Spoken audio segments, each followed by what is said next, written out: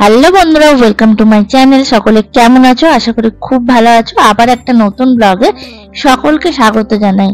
তো আজকে সকাল সকাল সকলকে জানাই শুভ সকাল। আর আমি চলে এসেছি একদম নতুন নবনারী কুঞ্জ মন্দিরে। এর আগে তোমাদের আগের দিন দেখিয়েছিলাম যে ঠাকুরের প্রস্তুতি পর্ব, তো আজকেও আবার চলে এসেছি। এরপর আবার কতটা কি কাজ হয়েছে সেটা তোমাদের সঙ্গে শেয়ার করবো বলে। তো দেখতেই পাচ্ছ মন্দিরের ভেতর কাজ কিন্তু জোর কদমে চলছে।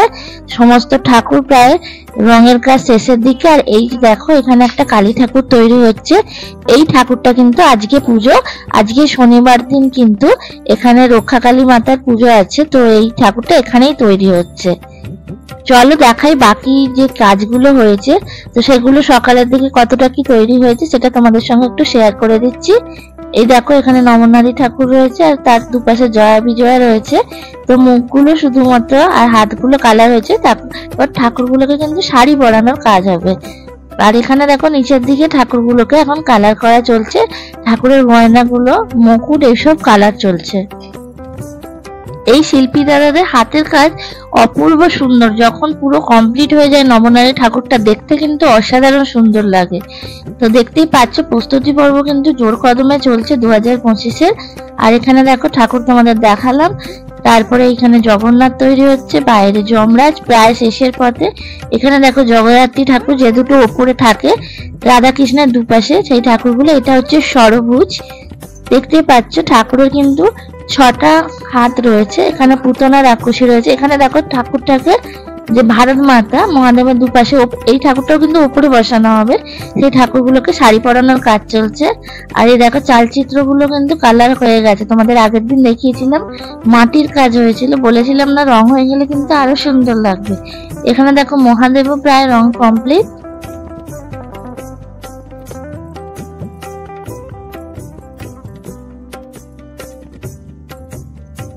এই ঠাকুরটা দেখো একদিকে মহাদেব এবং একদিকে নারায়ণ। চলো তোমাদের সকালের প্রস্তুতি পর্ব তো দেখিয়ে দিলাম। আবার আমি সন্ধ্যেবেলা চলে এসেছিলাম। তো সন্ধ্যেবেলা বাকি কাজটা কমপ্লিট হয়ে যাচ্ছে। দেখতে পাচ্ছ সাবিত্রী সত্যবান কিন্তু সকালবেলা শাড়ি পরানো হয়নি। এবেলা দেখো ঠাকুরকে কিন্তু চুল এবং শাড়ি সমস্ত কিছু পরানো হয়ে গেছে। এরপর কিন্তু আরো সুন্দর লাগছে। তো দাদারা খুবই ভালো, দেখতে পাচ্ছ কাজ করছে। এখানে দেখো আরো যে সখীরা থাকে পাশে, সেই সখীগুলোকেও কিন্তু শাড়ি পরানোর কাজ চলছে। আর এই হচ্ছে জগন্নাথ। এই জগন্নাথ ঠাকুরকেও কিন্তু পুরো কমপ্লিট করা হয়ে গেছে। দেখতে পাচ্ছ গয়না, তারপরে সাজ সমস্ত কিছু পরানো হয়ে গেছে। আর এই মুকুট গয়না এগুলো কিন্তু সমস্তটাই মাটির, তার উপরে কালার করা হয়েছে, বেশ সুন্দর লাগছে। পেছনে দেখো যমরাজ রয়েছে। যমরাজকেও কিন্তু সমস্ত জামা কাপড় পরানো হয়ে গেছে।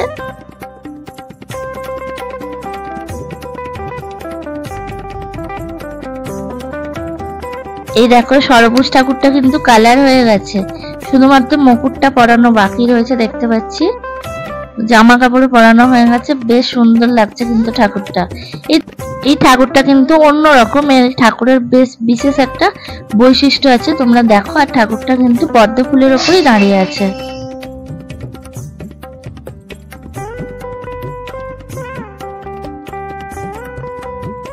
এই দেখো সেই মিষ্টি নারুগোপালটা কি সুন্দর ধুতি পরানো হয়েছে। এই ঠাকুরটা কিন্তু নবনারী ঠাকুরের ঠিক পায়ের কাছে থাকবে।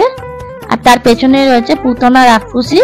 তো দেখো রাক্ষসীকেও কিন্তু জামা পরানো হয়ে গেছে, দেখতে পাচ্ছি। এখনো পর্যন্ত চুল টুলগুলো লাগানো হয়নি, এগুলো এখনো বাকি আছে।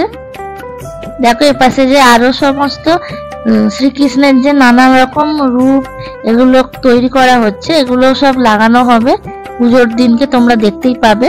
তো সেগুলো সমস্ত একদম প্রায় রেডি হয়ে এসছে একদম।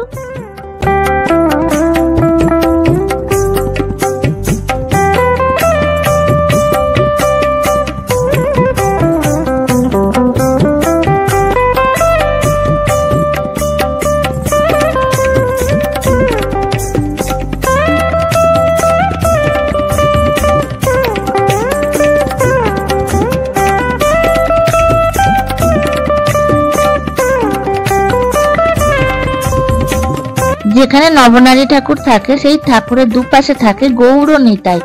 দেখো অপূর্ব সুন্দর লাগছে ঠাকুরটা, কি মিষ্টি মুখখানা, যেন মনে হচ্ছে সত্যিকারেরই একটা মানুষ দাঁড়িয়ে আছে।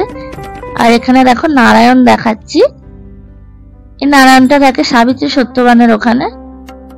এই নারায়ণটাও কিন্তু খুব মিষ্টি, তোমাদের সকালবেলায় মুখটা দেখিয়েছিলাম।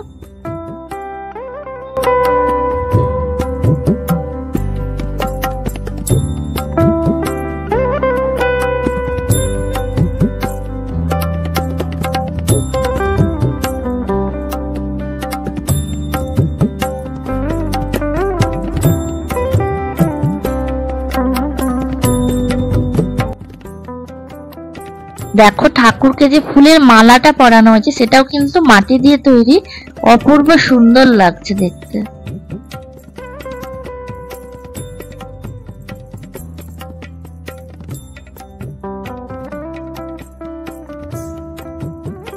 এরপর দেখো বকাসুর বধ রয়েছে, সেই বকাসুর বধ ঠাকুরকে কিন্তু একদম শাড়ি পরানো হয়ে গেছে। দেখতে পাচ্ছ বকাসুরটা এখনো কালার করা কিছুটা বাকি আছে দেখতে পাচ্ছি। এখানে দেখো শ্রীকৃষ্ণ যখন কালী সেজেছিল, আর পাশে রয়েছে রাধারানী বসে। তো তোমরা কারা কারা বাক্সারা থেকে দেখছো অবশ্যই কিন্তু কমেন্ট বক্সে কমেন্ট করতে ভুলো না। আর কারা কারা এখানে ঠাকুর দেখতে আসো তারা অবশ্যই অক্ষয় তৃতীয়ার দিন থেকে চলে আসতে পারো, ওই দিন থেকে কিন্তু এখানে পুজো শুরু হয়ে যাবে।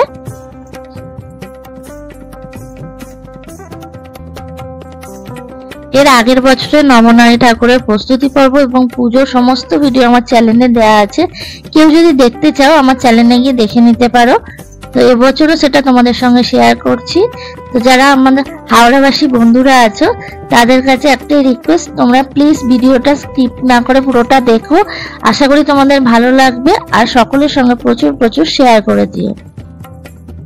এই মন্দিরটা বহু পুরানো একটি মন্দির, 1292 বঙ্গাব্দে এই মন্দিরের প্রতিষ্ঠা হয়েছিল। তো তোমরা যদি এই মন্দিরে কেউ আসতে চাও তাদের জন্য বলে রাখি, সাঁতরাগাছি স্টেশন থেকে নেবে টোটো করে চলে আসতে পারো, কিংবা বেতর, বেলেপোল, জানাগেট যেখানে হোক বাস থেকে নেবে টোটো করে তোমরা চলে আসতে পারো নতুন নবনারী কুঞ্জ মন্দিরে।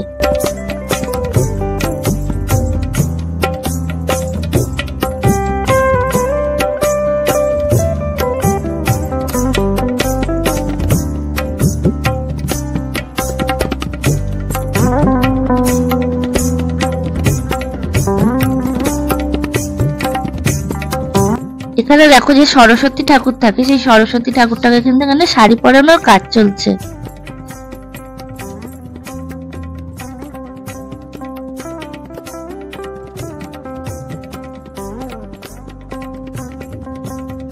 এই দেখো নবনারী ঠাকুরের যে বিশেষ বৈশিষ্ট্য, মাঝখানে যে 9টা নারী অর্থাৎ 9টা সখী মিলে যে হাতি তৈরি করেছে সেই ঠাকুরগুলো কিন্তু প্রায় রঙের কাজ শেষ বলতে পারো। আর এই দেখো ঠাকুরের যে চালচিত্রটা, পুরো যে রথের ওপর দাঁড়িয়ে আছে ঠাকুরটা, সেই পুরো কাজটা কিন্তু মাটি দিয়ে সাজানো হয়েছে আর তার উপর অপূর্ব সুন্দর করে রং করা হয়েছে। এই দেখো ঠাকুরগুলোকে দেখতে পাচ্ছ একদম প্রায় কমপ্লিট হয়ে গেছে, শুধুমাত্র চুলগুলো লাগানো বাকি আছে।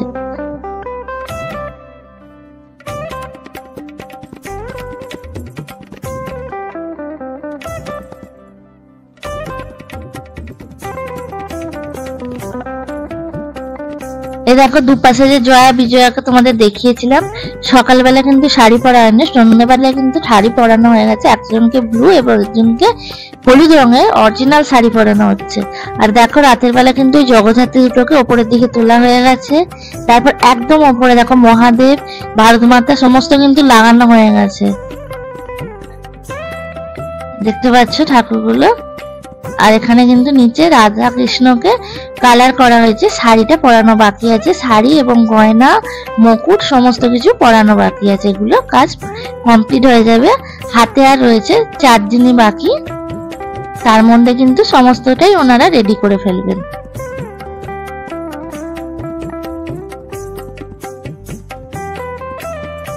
চলো আজকের মতো এখানে শেষ করছি, আবার দেখা হচ্ছে নেক্সট ভিডিও।